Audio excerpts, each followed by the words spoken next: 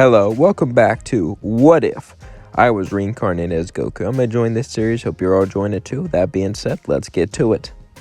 As we were going off to Namek, we would all be training. Me, Piccolo, Nappa, and Raditz were all getting much stronger. Piccolo didn't grow as fast as the rest of us did. However, I knew he would catch up thanks to fusion. You see, when Namekians fuse, their power grows exponentially, not only combining but multiplying. So when he fused with Nail, I knew he would get a lot stronger. Maybe he can also get his potential unlocked with all of us. Who knows? I did know I'd be a Namek way faster than in canon. As the months passed, we got stronger and stronger until finally it came time for us to hit Namek. We hit Namek the same time Gohan and Krillin did in canon. As we landed, we all got out and began to look. I wanted to find the Grand Elder to unlock all of our potentials. As I looked at him and said, "Follow me," I began to fly. As Rad says, "What are you doing?" "I just have a feeling," I said. Earth has a Grand Elder, so Namek must have a Grand Elder too, I would say, looking at them. And if we consult the Grand Elder, we can get what's left of the Namekians to join us and help fight. After all, there has to be some warrior Namekians.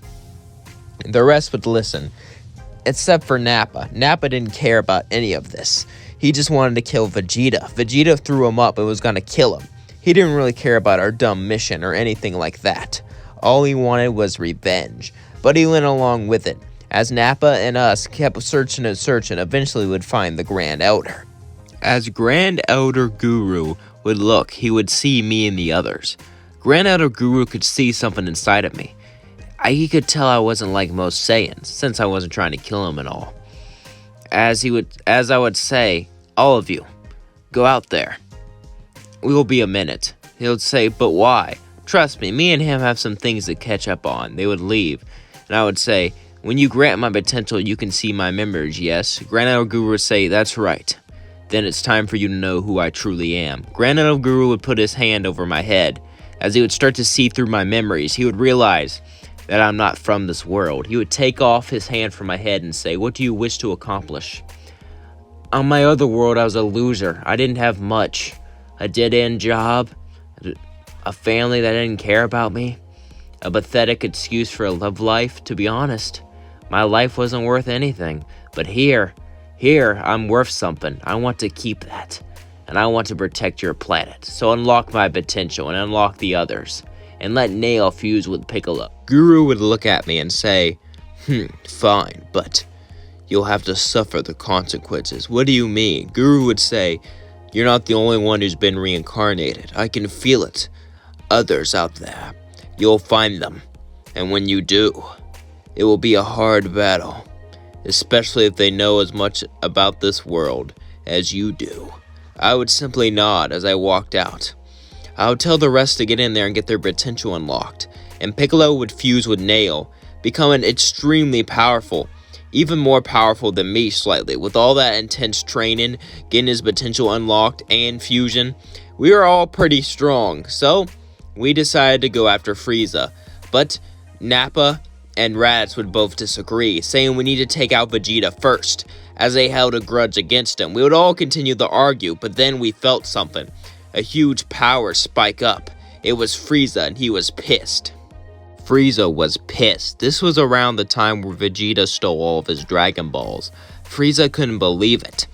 Vegeta got them all. However, I knew Vegeta needed a password to collect them all, and there was no way he'd be able to get that damn password, so I wasn't really worried. As I simply just smirked, I was ready. I knew what to do. I looked at him and said, "Let's destroy Frieza, then we'll go after Vegeta. Besides, Vegeta is, how do I put this, not really that important if we all die. If we die, our grudge against Vegeta won't matter." Nappa and Raditz didn't like it, but they had to go after Frieza first, especially Raditz. He thought about running away, but he became so much stronger. With all that training with us, if he ran away, it would kind of be worthless. So, reluctantly and scared, he decided to join. Frieza would be in his spaceship as suddenly the ground began to shake. I threw up an artificial moon, as it made Raditz and Nappa become great apes. And I would simply just eat a senzu bean right after, so the whole, ki drain that from it doesn't really matter. As they charged in, Piccolo would turn giant and attack the spaceship, as I would fly in my normal form, not able to transform. Technically, this made me the weakest, but I knew I could transform to a Super Saiyan. I've been trying. All I really needed was anger, and since I became attached to them, hopefully when they died, that would be enough for me to transform. As suddenly, Frieza would come out and began to get pummeled. Great Ape Nappa and Raditz both pummeled Frieza with everything they had. This would piss Frieza off more than anything. Suddenly, a bunch of monkeys just jumped him. Literally, giant monkeys. What can he do? Anger started to fill his body. He couldn't believe this. All these Saiyans, all these people just showed up out of nowhere and they insult him like this. Make fun of him. Every punch was an insult to his ego, an insult to his pride. Frieza wasn't a very prideful person. He was all about power and control, but he hated being showed up, and he hated having someone stronger than him. He already had to deal with Beerus and Majin Buu, but now monkeys? No, he couldn't let this stand. As he began to blast the ground, everything began to shake. As Frieza put all of his power into a blast, causing almost the planet to blow up. As suddenly he began to yell, transform, and he started to transform. I looked at it and said, go into your final form. You know, that little form. And I began to explain what it looked like. Frieza was shocked that I knew about it, as he transformed straight into it. As he would say, how did you know about it, monkey? I would laugh and say, let's just say I'm a fan of yours, Frieza. A fan, yeah. And I think joining you would be quite interesting. I brought you these people so I could kill them and prove my loyalty. Everyone else was shocked.